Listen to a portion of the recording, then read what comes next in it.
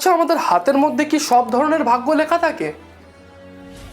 তো যাদের হাত নেই তাদের কি কোনো ভাগ্য নেই? এই প্রশ্নটা আপনার মনেও এসছে। আজকের ভিডিওটিতে আপনি তার উত্তর পেয়ে যাবেন। দেখুন, আমাদের হাতের মধ্যে আমরা যে কর্মগুলো করি তার যে ফলগুলো হবে তার প্রতিচ্ছবি শুধু আছে। আর হাতের মধ্যে যে রেখাগুলো আছে সেগুলো কিন্তু পরিবর্তনশীল। আপনি আপনার কর্মের মাধ্যমে আপনার হাতের রেখা বদলাতে পারেন।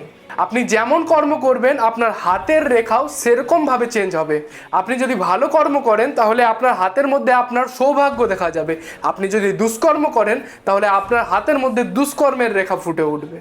এবং যাদের হাত নেই তাদেরও কিন্তু ভাগ্য আছে। আমাদের হাতটা একটা বইয়ের মতো যেখানে আমাদের ভাগ্য লেখা আছে। কিন্তু যদি এই বইটা না থাকে তাহলে কি আমাদের ভাগ্য থাকবে না? হ্যাঁ, অবশ্যই থাকবে। তাই আপনি ভালো কর্ম করে যান এবং প্রোটেকশনের মাধ্যমে নিজের গ্রহগুলোকে ভালো পজিশনে নিয়ে আসুন, যার ফলে দেখবেন আপনি জীবনে অনেক উন্নতি করবেন।